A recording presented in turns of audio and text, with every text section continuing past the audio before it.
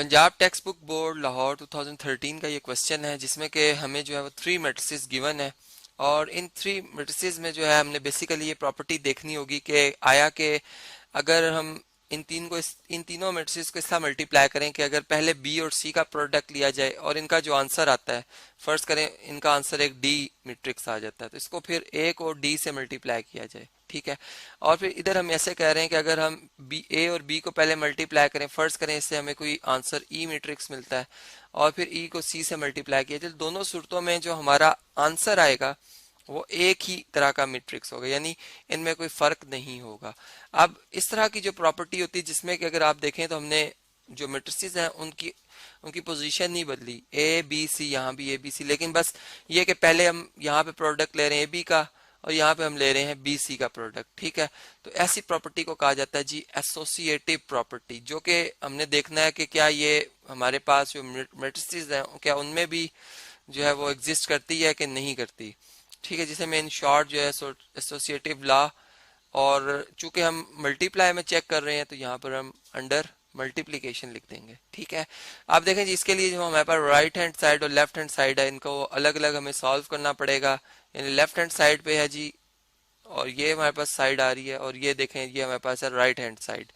तो सबसे पहले अगर हम लेफ्ट हैंड साइड की बात करते हैं तो लेफ्ट हैंड साइड में हमारे पास जी जो मैट्रिसेस आ रहे हैं वो ए मैट्रिक्स है, इसका मल्टीप्लाई कर रहे हैं जी बी मैट्रिक्स और मल्टीप्लाई बाय सी मैट्रिक्स है। अब आप देखें मल्टीप्लाई के लिए भी हमें कंफर्मेशन देनी होती है कि आया कि ये मल्टीप्लाई भी हो सकते हैं कि नहीं।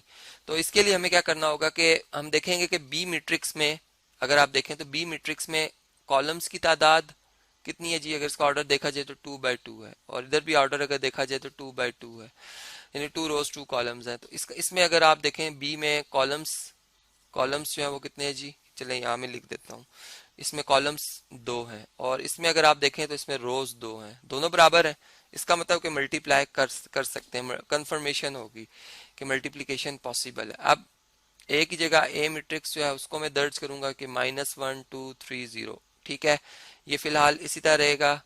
मल्टीप्लाई ब्रैकेट्स लगाते हैं जी, ब्रैकेट के लिए मैं एक डिफरेंट कलर यूज कर रहा हूँ। और अब यहाँ पर जो बी मैट्रिक्स है इसे एंटर करेंगे हम 1 -3 2 -5, ठीक है। ये बी मैट्रिक्स आ गया, और चलें इसके लिए ऐसे इसको लिखते हैं जी, ये बी मैट्रिक्स है और ये हमारे पास ए मैट्रिक्स है जो कि सी मैट्रिक्स है जो कि 2 1 और 1 3 है, और ये हमारे पास ये क्लोज होगी ब्रैकेट। तो अब हम इन्हें मल्टीप्लाई करके देखते हैं जी जवाब क्या क्या आते हैं। और यहाँ पर याद रहे कि हमने एक बात पढ़ रखी है कि जब हम दो मैट्रिसेस को मल्टीप्लाई करते हैं, सबसे पहले मैं ये मैट्रिक्स लिख दूं, इसको मुझे दोबारा यहाँ पर लिखना पड़ रहा है कि हम ये बात जानते हैं कि जब हम फर्ज करें दो मैट्रिसेस को मल्टीप्लाई करेंगे तो जितनी रोज इस फर्स्ट मैट्रिक्स में होंगी, यानी इसमें अगर हम देख रहे हैं 2 रोज हैं, ठीक है, इसमें अगर 2 रोज हैं तो इसके जो आंसर में आने वाला मैट्रिक्स है मल्टीप्लाई के बाद उसकी भी 2 रोज होंगी। और अगर हम देख रहे हैं कि इस मैट्रिक्स में अगर 2 कॉलम्स हैं तो जो हमारे पास आंसर मैट्रिक्स आएगा इनके प्रोडक्ट का उसके भी कॉलम्स 2 होंगे। अब हम जिस तरह से फर्स्ट रो को फर्ज करें, अगर मैं फर्स्ट कॉलम से मल्टीप्लाई करने जा रहा हूँ तो इसकी एंट्री को मैं यहाँ पे दर्ज करूंगा, यानी फर्स्ट रो फर्स्ट कॉलम को जब मल्टीप्लाई किया जाएगा उसका जवाब यहाँ लिखा जाएगा। इस तरह जिस रो में जिस कॉलम को मल्टीप्लाई करेंगे उसके मुताबिक उसको इसके फाइनल मैट्रिक्स में जगह दी जाएगी। जैसे अगर हम देखें तो यहाँ 1 को 2 से मल्टीप्लाई किया जाएगा तो ये 1 मल्टीप्लाई बाय 2, प्लस इसी तरह 2 जो है वो मल्टीप्लाई होगा इस 1 से, 2 मल्टीप्लाई बाय 1, तो ये हम लिख देंगे। और यहाँ पे सम मैंने ऑलरेडी आपको बताया कि जो मल्टीप्लिकेशन है वो सम की एक अलग दूसरी शक्ल है, तो इसलिए यहाँ पे प्लस ही का साइन आएगा, माइनस का साइन नहीं आएगा। यानी हम खुद प्लस लगाएंगे और अगर नंबर माइनस का हुआ तो वो एक अलग बात है कि उसको माइनस का बना दे। इसके लिए हम एक और बात भी देख सकते हैं, यहाँ पर एलिमेंट्स जैसा 1 2 को मैंने मल्टीप्लाई किया जी, किससे, मैंने इसे मल्टीप्लाई किया 2 1 से। हम इस से अगर देखें तो एक हमारे पास ये एक शेप बनती है जी 7 की, ठीक है। यानी हर दफा मल्टीप्लाई में अगर आप देखें तो इससे भी आपको थोड़ा बहुत अंदाजा रहेगा कि आप कहीं तरतीब तो नहीं बदल रहे, ठीक है। इसी तरह अगर हम देखें तो फर्स्ट को अब फर्स्ट से मल्टीप्लाई करना है, यानी 1 को 1 से मल्टीप्लाई करना है, प्लस यानी फर्स्ट रो को अब सेकंड कॉलम से मल्टीप्लाई करने की बारी आ चुकी है। तो अब हम इधर इनको आपस में मल्टीप्लाई कर रहे हैं, इसलिए इस लिहाज से मैं आपको बता रहा हूँ। इसी तरह से फिर 2 जो है वो मल्टीप्लाई होगा 3 से, इन सेकंड सेकंड से मल्टीप्लाई होगा। इसी तरह -3 जो है, -3 मल्टीप्लाई होगा 2 से, और -5। अब देखें यहाँ पे मैंने -5 लिख दिया, यानी प्लस नहीं लिखा। क्यों नहीं लिखा जी? माइनस और प्लस प्लस मल्टीप्लाई होके माइनस हो गए हैं, और ये -5 मल्टीप्लाई होगा 1 से। ऐसे ही यहाँ पे अगर आप देखें तो -3 मल्टीप्लाई होगा 1 से, यानी अब मैं सेकंड रो को सेकंड कॉलम से मल्टीप्लाई कर रहा हूं, तो यहाँ पे भी जहां मैं लिख रहा हूँ सेकंड रो को सेकंड कॉलम, यानी सेकंड रो सेकंड कॉलम की एंट्री। इसी तरह प्लस आना चाहिए -5, तो माइनस इस प्लस को मल्टीप्लाई होकर माइनस का बना देगा 5 मल्टीप्लाई बाय 3। ठीक है, ये वाला 3 जो यहाँ पे हमें नजर आ रहा है। तो इस तरह से हमारे पास अब इन्हें मल्टीप्लाई करने के बाद जवाब बनता है -1 2 3 0। और इसी तरह यहाँ भी अगर हम देखें तो ये हमारे पास 2 + 2 -6 -5, इस तरह 1 + 6, और ये -3 -15। ठीक है, ये यहाँ तक हमारे पास जवाब बना इसका। और इसी तरह से अगर अब हम यहाँ पर फिर इसको दोबारा लिखते हैं जी, हमें इसको दोबारा लिखना पड़ रहा है 30, 3 प्रॉपर नहीं लिखा था जी, 30। राइटिंग का बड़ा ख्याल रखना जी। साथ साथ यहाँ पर अब आप देखें अगर, तो हमारे पास जो है वो 2 + 2 4 -11, इसी तरह ये 7 बन जाएगा, और ये -3 -15 -18 बन जाएगा।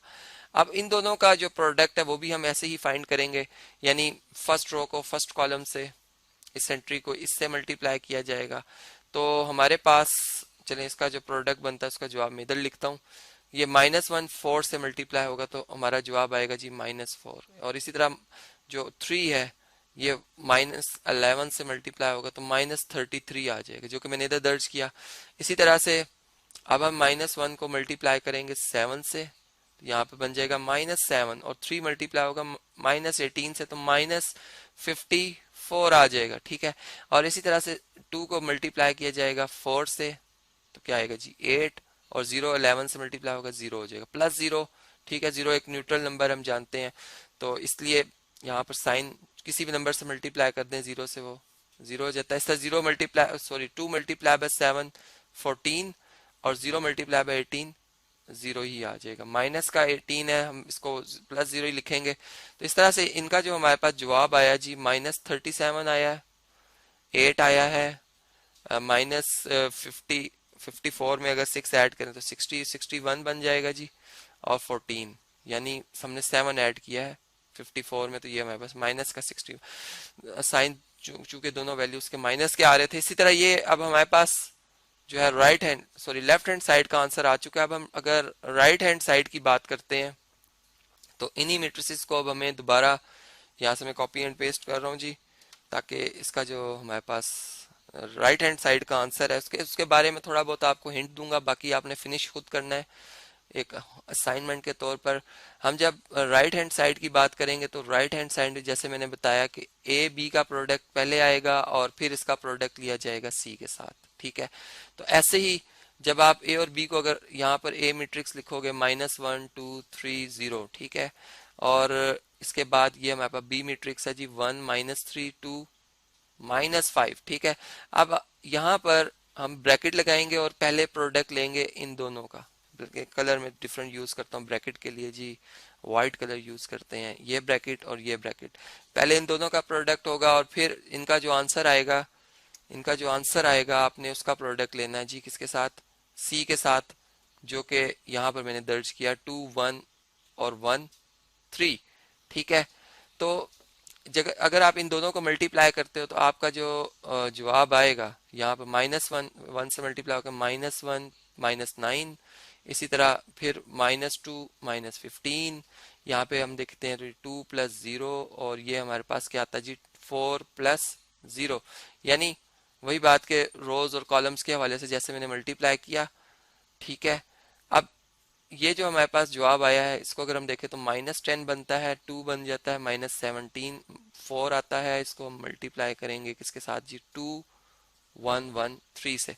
तो बाकी जो इसके यानी मल्टीप्लिकेशन है वो आपने खुद परफॉर्म करनी होगी।